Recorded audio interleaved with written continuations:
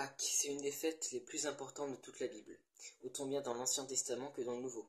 Elle puise ses origines avec le peuple hébreu au moment de la sortie d'Égypte après près de 400 ans d'esclavage. C'est Moïse qui va transmettre toutes les instructions concernant ce rituel de sortie, qui deviendra une célébration annuelle pour tout le peuple d'Israël. Mais en fait, c'est bien plus qu'un rite de sortie, bien plus qu'une fête commémorative. C'est un présage, une préfiguration de ce qui allait se passer au temps de Jésus. Pour bien comprendre, regardons dans quelles circonstances la Pâque a été instaurée.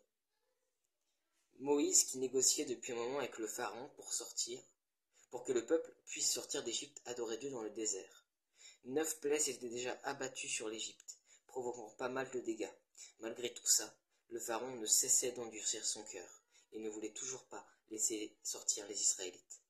Alors l'Éternel dit à Moïse qu'il allait envoyer une dernière plaie, qui allait faire fléchir le cœur du pharaon. L'ange de la mort allait passer partout dans toute l'Égypte pour tuer tous les premiers-nés de chaque maison, aussi bien chez les hommes que parmi les bétails, et la maison du pharaon ne serait point épargnée. Pour que les Hébreux ne soient pas touchés par ce fléau, ils devaient prendre un agneau, et avec son sang recouvrir le linteau de toutes les portes. Ainsi, quand l'ange de la mort viendrait et qu'il verrait le sang, il passerait par-dessus. Petite parenthèse, Pâques est un mot hébreu qui signifie passer outre. Bref. Et c'est cette partie-là qui était déjà une préfiguration, une annonce du sacrifice que Jésus allait faire sur la croix, devenant cet agneau qu'on allait sacrifier pour que son sang soit versé, afin de nous éviter la mort éternelle.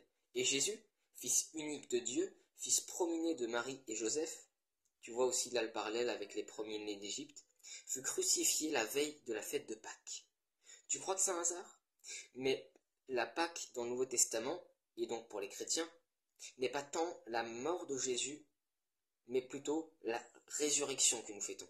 Et oui, car il a vaincu la mort, et le 3e jour, il est revenu à la vie. Et ça change tout. Et c'est pour ça que Pâques est une des fêtes les plus importantes du christianisme, car nous célébrons la mort de Jésus pour nos péchés, mais surtout sa résurrection qui nous donne la vie. Oui, Jésus est vivant. Encore aujourd'hui. Toi aussi tu peux échapper à l'ange de la mort. Il te suffit d'accepter Jésus comme étant cet agneau qui a versé son sang pour toi. Si c'est pas clair, n'hésite pas à me poser des questions en commentaire, à peu près pareil sur TikTok ou sur YouTube. Et au fait, les œufs de Pâques sont aussi un symbole de la résurrection. Mais ça, pas grand monde le sait.